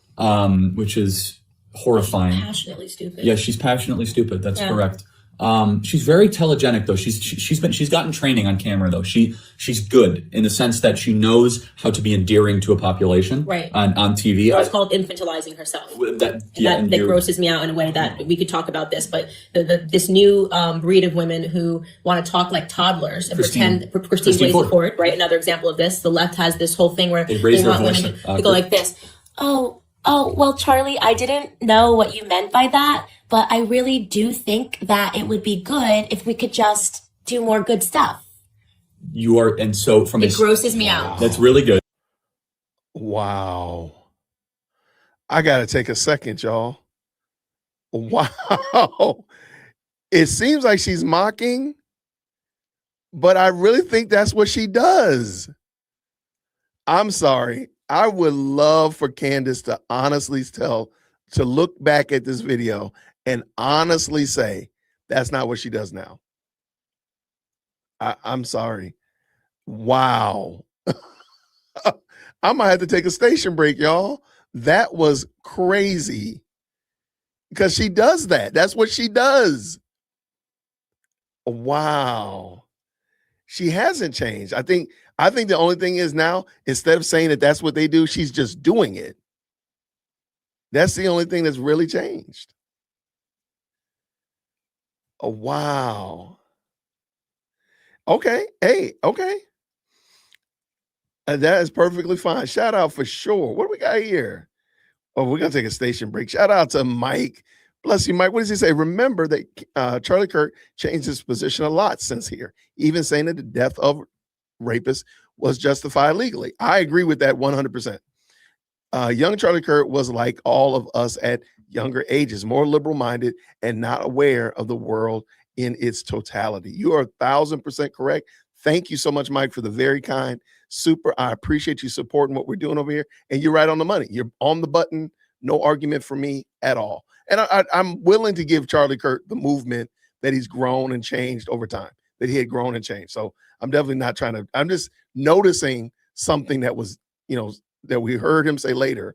Because if you go back and look at that video of him talking about weed, him being so demonstratively against it, and then you hear Erica when she was in a pageant, she was a pageant contestant talking about it, they're in conflict. So that was the whole point that I brought that up for. But thank you, Mike. I appreciate you, brother. Okay, let's go. Trump's your Trump. And from a scientific point of view, for when people hear that, they back away. They do, and they won't ask her tough questions because a man does not want to attack a toddler female. So the strategy behind it, this is the truth. The strategy behind it is actually sickening. There's something about it that grosses me out, and I hit hard on it. And we need to, when we go on college campuses, talk more about it, in my opinion, because if she sat across from me, she knows I'd go right in, which is why she doesn't want to debate me. She doesn't want to debate you. No. She doesn't want to debate any conservative. Actually, it's so interesting you say this. When has Candace been willing to debate? Like a fair debate, not just an argument, but a real, true debate. Wow. Candace, I did some research. She has never done an interview with somebody on the center right. Of course not, because I want you to think about that. She's a sitting congresswoman with 3 million Twitter followers who's releasing this nonsense Green New Deal, has never been challenged by a journalist that's on the center or center right. We got a ton of questions about her. And I got a ton of questions about her. And by the way, this is the one thing I will say, and I want your opinion, Candace, on this, and I think I agree, is I don't know if we should ignore her or not, because she's getting a lot of traction. You saw it in the questions. No, and she's really good at social media in the same way that I'm really good at social media. And there's no question about it. But I think that people are fearful of her because they think, what if one day she becomes president? And she never will, because in order to become president, you do eventually have to debate. She avoids debating like the plague because she actually is not smart. Yes. So somebody that thinks that there's 4 chambers of Congress is not going to debate on a stage and win. So she's not going to go far and be the president one day, but she is going to push ideas to a younger audience because she's able to sell them in a way that seems palatable on social media. Sure. So that's the harm. I maybe will move to Brooklyn and run against her. Well, I think you would win. I just have fun debating her. Well, so a Democrat that could be of value is Bloomberg. Let me tell you what. Absolutely correct. He is not a leftist. He's so wrong on climate change. He's just like wrong. He wants to control other people's lives, but he does generally believe in markets. I mean, he has built. So. I sure hope that would be fun. Like my whole life is a lie. Okay, well, great. Sell your Bloomberg terminals, boy. I mean, and I don't think he wants to radically redefine America. I really don't. But here's why I think he could be of value. He has enough ego to spend $150 million to try to moderate the Democrat Party, and they will become more radical because of that. Interesting. And I think it would start a Democrat civil war because in a very special way, and their radicalism will show where they'll say, you're not allowed to talk about this, Mayor Bloomberg, because you're a white billionaire. Right. Wow. And so we're effectively actually coming up with the same answer. That's right. No, we're coming at it from different ways. People that break up the party in a weird way and actually expose and put a light. The radicalism that's within their ranks. Yeah, exactly. And because Mayor Bloomberg, he lives in the Democratic Party, the 1970s. Right. He doesn't, I don't even think he realizes what the Democratic Party has become. No. And actually and Howard Schultz is like, Coffee Man has no idea what's going on right now. He's like, I research my positions. I try to be moderate. He's getting like booed, like, screw you, Coffee Man. It's like, and so I would love to see both Howard Schultz and Mayor Bloomberg and even Tom Steyer have a billionaire contest of who could finish third in Iowa. Right. I love it. This goes right into the next question, I think, pretty well. Are there any areas where capitalism does not work? Well, I think capitalism is wrongly blamed for certain societal injustices. The answer is, are there externalities in a market that sometimes need to be addressed? The answer is, of course. Of course. I am not an anarcho-capitalist. Right. I am not. Some people are. I am not. Nor was Milton Friedman. Right. There are certain people that wrote on anarcho-capitalism throughout the 20th century. I am not one of those people. So you and I both believe in the Sherman Antitrust Act. Right, exactly. I mean, that shows you when capitalism goes too far and that we don't have limited government, which we do believe in at Turning Point USA. We believe in a limited small government to protect us from, this radical capitalism, which is when the Baron robbers came in and they were able to create these monopolies, which kept people out, and that actually isn't fair capitalism. The little guy can't compete with the big guy because they just keep swooping up all the smaller companies. Yeah, and I don't think we should worship capitalism. I think we should have a reverence for markets. Right. And markets are embedded in the idea of markets are entrepreneurs. That's correct. And so whenever competition. Right. So let's use Google, for example, right now. It should be broken up. Yeah, I agree with you. So why do we want that? Well, first of all, the Sherman Antitrust Act went after Standard Oil for owning 47% of the oil market. Okay. Prices were going down and all that, but still they said there was something wrong with it. I agree with that. Okay.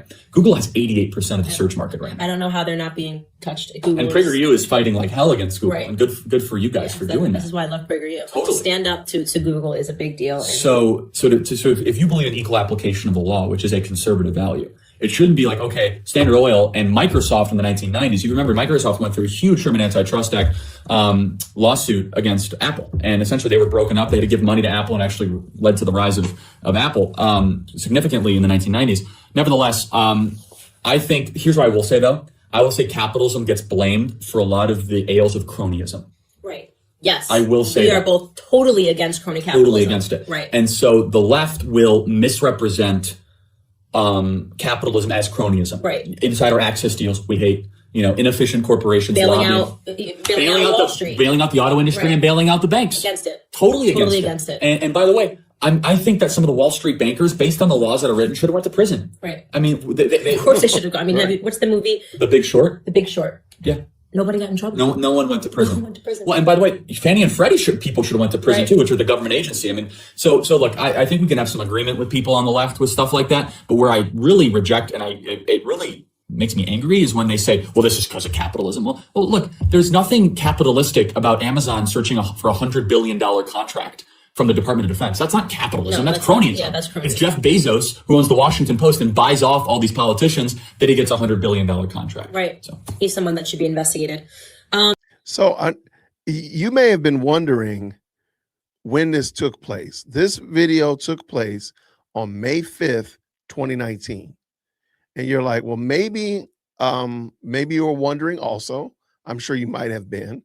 You might be wondering, well, when was Candace let go from Turning Point USA? And this is the part that's got me really confused.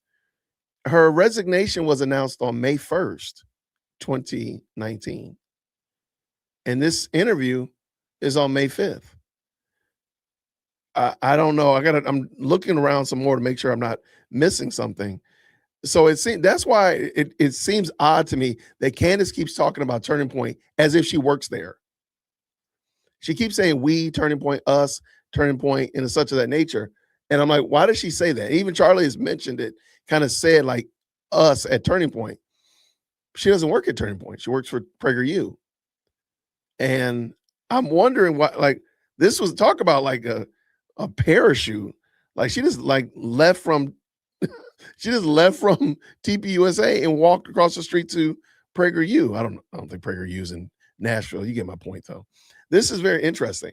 It was pre-recorded, but it's actually she was working for PragerU. That's what I'm saying. So whenever did they pre-record it before she got fired? I don't think that wouldn't make sense. I mean, maybe, I guess you can maybe say that. It is that I don't think that would make sense. That would seem like there would be a little bit of because there was also that big brouhaha about her and the failed art student of Germany. So it just seems odd. But let's bring this in. We're almost done, by the way. Shout out to the best live chat on the internet. Let's go. Why has this young generation taken such an entitlement belief? Wow. What a great question. I have a theory on it. So I'll do my theory, and I'd love to hear yours, if that's okay. Yeah, so I think you have to ask yourself, why would someone want to be entitled to something? Well, you want to believe you're entitled to something if you believe you're a victim. And where does victimhood come from? It comes from the softening and the weakening of an entire generation. Correct. And so when a generation never has to go through any sort of what's the nothing. We didn't, no Great Depression, no That's war. Exactly right. We've lived through nothing. Millennials in America are the most spoiled individuals on the face of the planet. They have it better than anyone else in the history of the world. Which is why they feel they're suffering so much. That's right. That's right. They've never been through any sort of what's the word I'm looking for. Adversity. That's the word I'm looking for. My goodness, took me 2 minutes to get there. They've never been through any sort of adversity. Okay. And their idea that so I've looked it up. So Candace Owens actually started doing this podcast on PragerU before she got fired from Turning Point.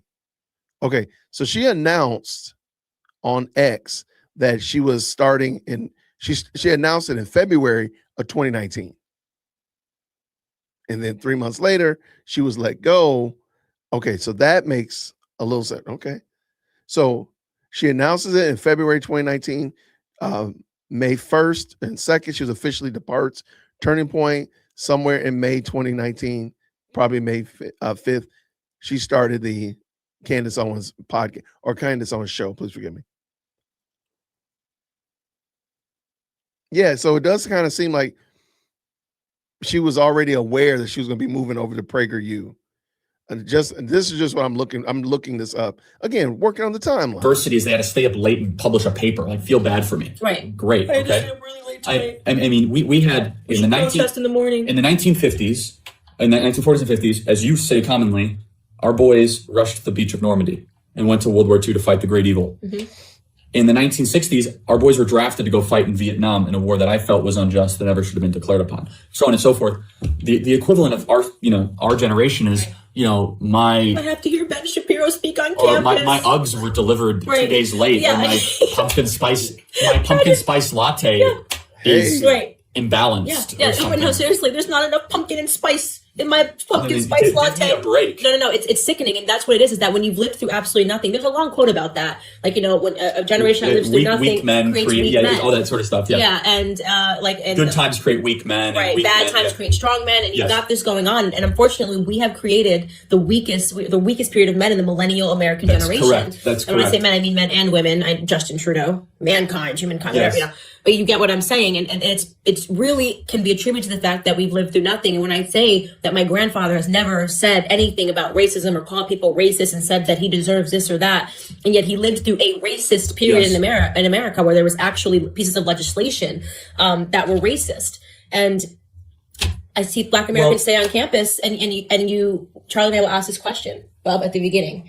And I will say, just to see what planet I'm on before we even get started. What planet I'm on. That's what I say. Just see what planet I'm on before we even get started. How many people believe that America is a more racist country today than it was in the 1940s? Hands go up. I go, okay, we're not on Earth today. Let's get started. Jarring. It takes an extraordinary amount of effort to get to something that's screwed up. Right. I mean, just think about that. It's a good question. We just want to see what planet we're on, so we know if there's gravity in the room. How many people raise their hand? Dozens. And then they'll say to us, it's a different type of racism. No, it's even Like, they're more, so it's even more sophisticated. cynical. Than hanging people from trees. Yeah, totally different than hanging people from trees. That is what we are fighting on college campuses, just to get them to like a little bit closer to reality, where you can say, hey, you can at least say, fine, I believe in racism, whatever. But if you can't acknowledge that America has made progress from the 1940s to 2019, as you're a black person sitting at UCLA and one of the nicest schools in the world, speaking and going to listen to a black woman. I mean, it's jarring, but this is what the education system can actually do to people's minds. Yes. And so take it to kind of a really interesting extreme. A group of people I think everyone can learn from are living Medal of Honor recipients. And what's amazing, and I've had a chance to meet a couple, we met one at one of our Turning Point USA events. What's unbelievable is these people have lived through hell. You don't live and get the Medal of Honor without seeing and experiencing something beyond. You have seen people die. You've probably killed other people. You've done something so heroic and so amazing. And without a shadow of a doubt, every Medal of Honor recipient I have met, they are so humble and they want nothing in return.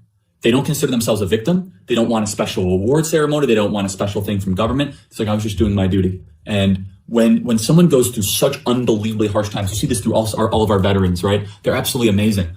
It creates a posture of your soul and of your person where you're thankful to be living in this country, and you're not a spoiled, entitled brat like most of our, unfortunately, like most of our generations. Yes. And so when Bernie Sanders comes along or an AOC comes along and they say, you're entitled to all these things because you've lived through so much. And like, what the hell have they lived through? What the hell have I lived through? And then I look and I see the greatest generation, what they had to live through. Right. Where there were families that went off to war and half the brothers came back.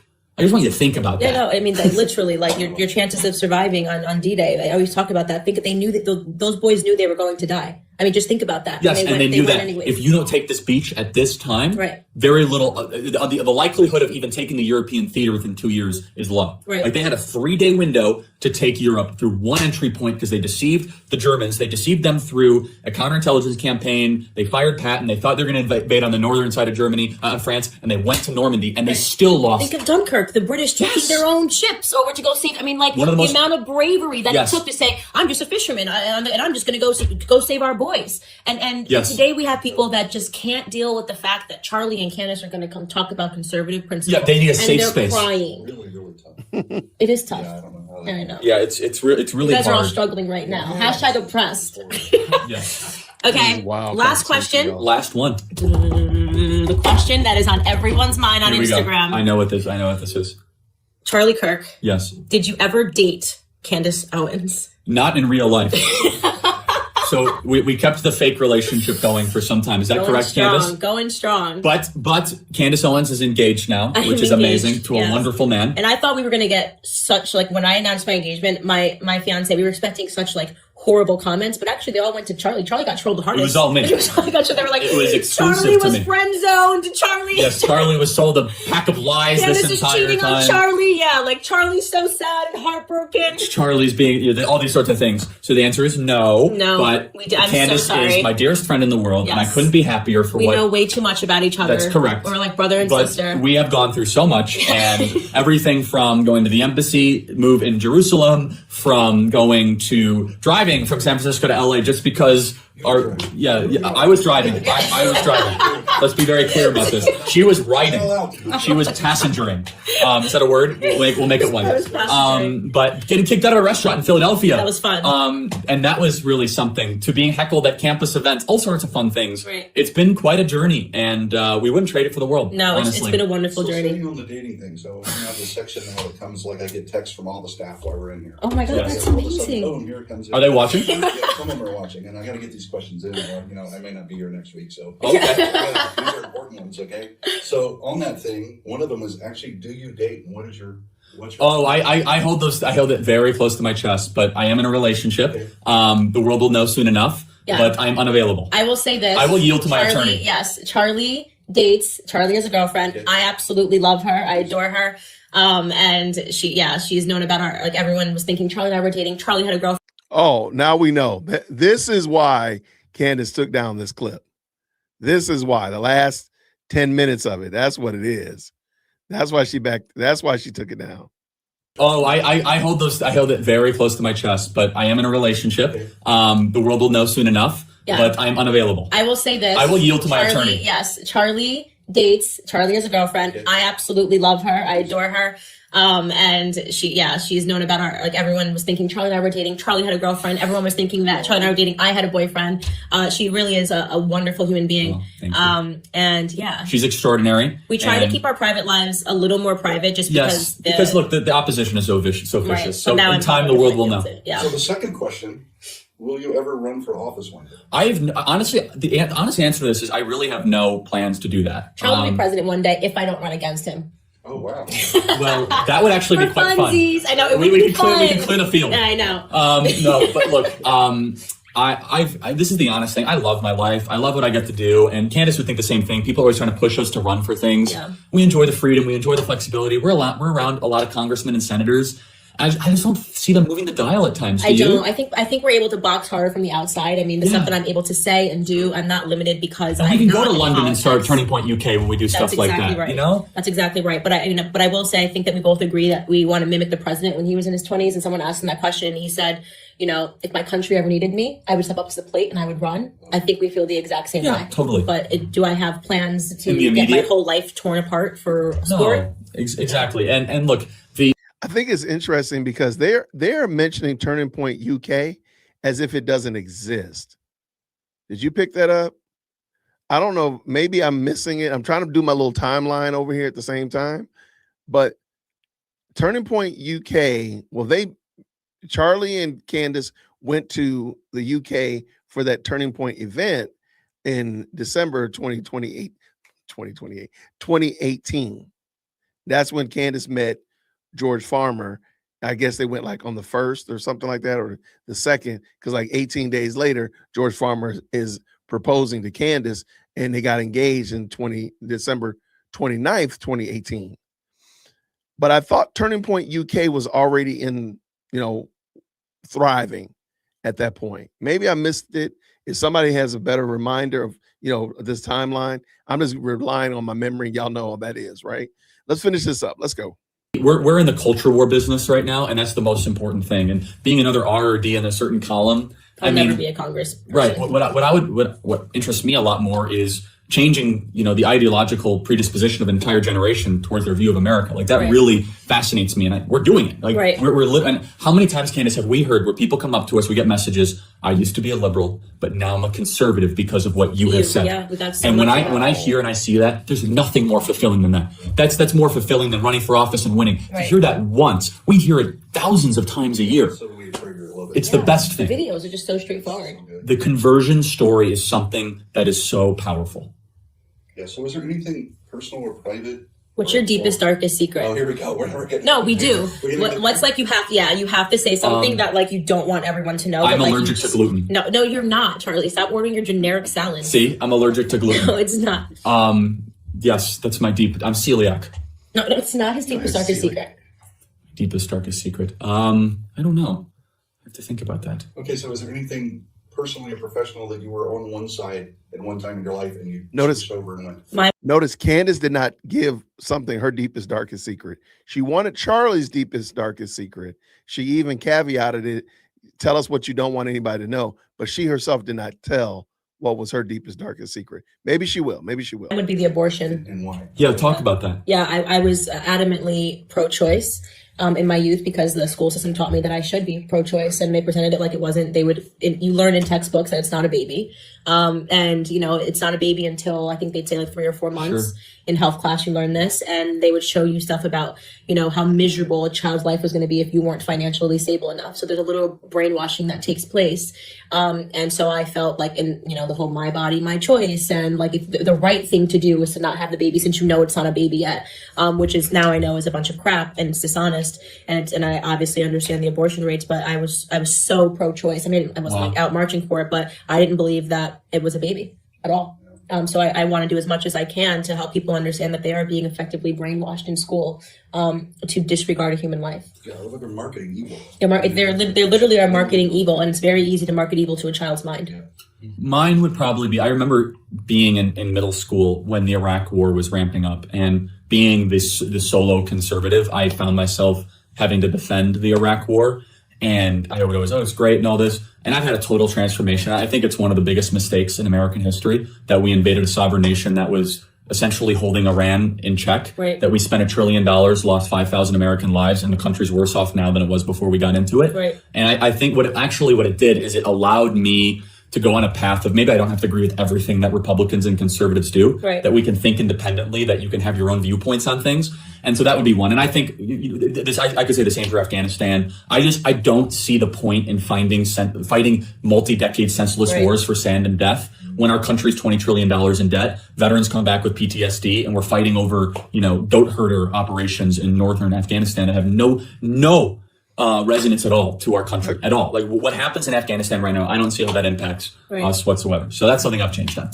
I'm going to wrap this by asking you one question. And I always say to everyone at the end of these episodes, which is that if you could leave one thing on the table here that could launch a vibration, one idea. Yes. That you could leave to the entire world, what would it be? But here's the thing. You have 2 minutes. And I'm going to stop you, and the show ends right when I say right. Bub will stop you. You get 2 minutes. But it's funny, she's not answering that question. Hold on a second. A couple seconds to think. No, I this is too much. This is I need like an attorney or something for this. In 8th grade, you were reading books. Yeah. No, this is too much. My whole life has come to this moment. Is there notes or something? I didn't come prepared to this. Hold on. I gotta hold on. Go. Okay. Hello, people. Hello, world. Hello, world. I'm supposed to leave a vibration for you right now. Can I get my 2 minutes back? That's a very weird conversation. Okay, here's the thing. The one thing that I would love to be released into the ether is so don't defend something just because your quote unquote ideological or political team does it. I said this earlier, but thinking independently, thinking for yourself through a series of core principles. But I will also say this, is that in modern day time right now, there's an entire industry that is programmed to hate our president a lot more than love our country. And that really bothers me. It bothers me in a variety of different ways, because I see people that want to see the downfall of America just so that they could be proven right. And I never was that way under Obama. I wanted him to succeed every single day. I thought his ideas were horrendous, and I thought his principles were very lackluster. But the ether, what I want to throw into the ether now is, for people out there, it's okay to support Donald Trump, and it's okay to support a country that is vibrant and doing amazing because of his policies. Even though you might disagree with some of his approaches or things. That you can break out of just the political paradigm that you're held hostage to, and think for yourself. Signing off, world. Excellent. Yes. That was good. That was good. You hit the timer. Yeah. Okay. That's actually the end of it. So, all right, y'all. That was so if you just jumped in or you came in a little bit late, earlier out here in the social media streets, Artie from Artie Trolls was watching that video. And while he was watching it on Candace's channel, it went private. And he was like, what's going on? Well, everybody started digging. He put the message out on X, and people started digging, and lo and behold, we found the video. And I knew I'd seen this, but I don't know what I did with the copy of it. I try to download them every time I do them. But I've seen it, but needless to say, I wanted to watch it again and see what it was that maybe was, make it private. What was the cause them to make it private? I think I saw some things in there, but what did y'all think? I know we've been talking throughout it. There were some things about her appreciation for Erica that flies in the face of what she said in the video earlier about Erica was just basically a cougar and a rebound. She said nothing about Charlie Kirk dating before, but she talked about Erica and that he was in a good relationship. And Erica was on the scene because I think he met Erica around August of 2018. So she was definitely on the scene at this point. So I think that was probably one of them. But then also there's a lot of other inconsistent statements that Candace made, and as well as a lot of the things that Candace was accusing people of. I know I've said this before. like 93% of the stuff she says is really projection. The stuff she was saying, and now seeing that she has basically started doing 100% what she said she was against, is crazy work. So that's what I think it was. Shout out to the best live chat. What did you say here? How are you, Susan? Good to see you. Well, thank you so much, Dan. I think you're talking to me. Shout out to y'all. I think this was very interesting. And again, I do want to make sure I am aware that Charlie Kirk was like 22, 23, 24 years old. He was a young guy. So I'm not at all on Charlie Kirk's neck about the things that he said about the Trinity. And I'm actually going to bring up a video to explain why I was saying that his analogy about God being like water was going to be problematic. I'm going to bring this in because a lot of you all, just so you understand where I'm coming from. But, I thought that was I thought it was good. I do believe that it showed maybe Candace in a more authentic position. I don't think that the Candace that we see today is authentic. I do think that Candace that we see today, that we saw yesterday dealing with Victor Marx, I think that Candace is contrived. I think that one is as she said earlier, like an angry person. I think that's who she is. Because she doesn't have a grounding in reality of Scripture. I do think that she's angry. Now, I will say this also, because I know I said before about the whole thing about debating. If you can send me a video of Candace doing a formal debate with somebody, not just the yell back and forth like she did with Blair White, or like even what she did with Victor Marx yesterday. If you can show me like a real bona fide debate, I would love to see it. Email management for sure. Okay, let me help you out. I'm gonna bring this in. This is just the Lutheran satire about the Trinity and bad examples. Okay, bad analogies. Let's go. Green hearts in the chat when you can hear.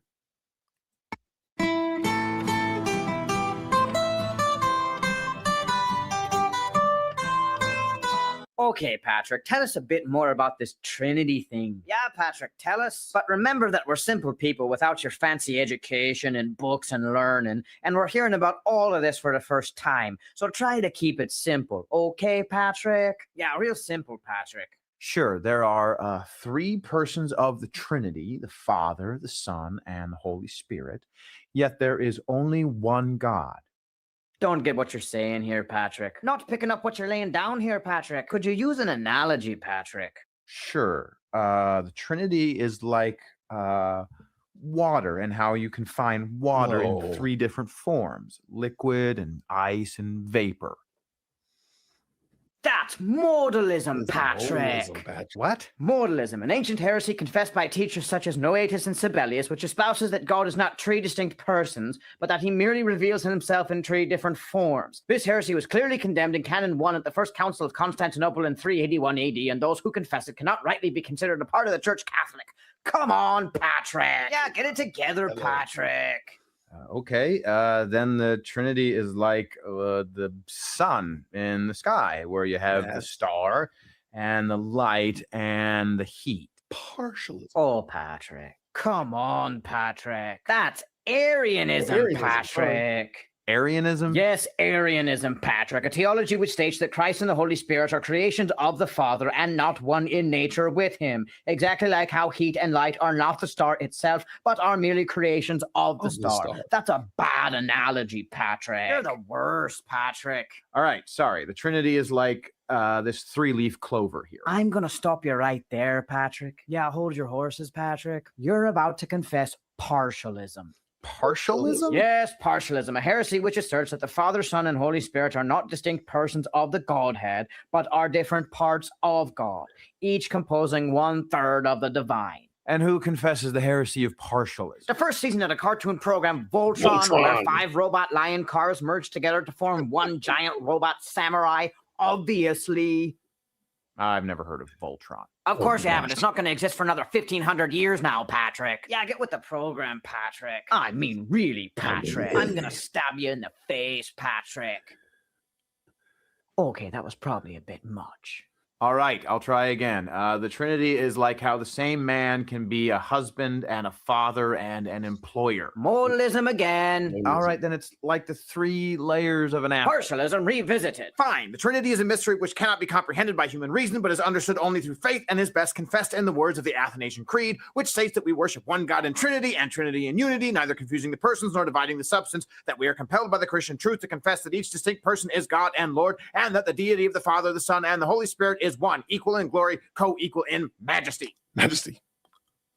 Well, why didn't you just say that, Patrick? Yeah, quit beating around the bush, Patrick. Now let's all put on some giant green foam hats, get riotously drunk, and vomit in the Chicago River to celebrate our conversion.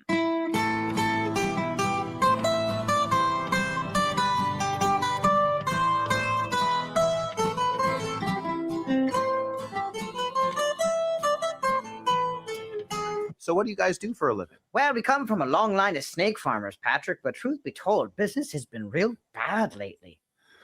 Oh. Yeah, about that. Shout out to Lutheran Satire. I really appreciate them. All right. So that was, I thought was going to be fun. So I just thought it was a good way to look at the what Charlie was talking about the Trinity. And I just thought it would be fun to do that. I did drop the link to Lutheran Satire in the chat. You can definitely check them out. They have a lot of videos around different topics and such like that. And they are definitely not taken seriously. They want to make you laugh. So anyway, shout out to the best live channel on the internet. Thank you all very much for rocking with me. I know this was an impromptu live stream. Some people said they didn't get the notification because I just was going live. I said I was going to do it later, but then my daughter, who's a brand new driver, wants to go drive tonight. And now she's saying stuff like, Dad, I'm going to go to the store. I'm like, how are you going to get to the store? I can drive. Like, wait, hold on. Hold on. Let's not get beside ourselves, little Sparky. So I might have to follow her. I don't know. I just don't feel, I don't know. I know she can drive, but I just like, I don't know how I did it. I don't know how I did it with big girl. I'm like, how did I do this? Like, just let her get in the car and drive away? I don't even understand that. Like, big girl drives, I don't have a problem with it, but I don't know why.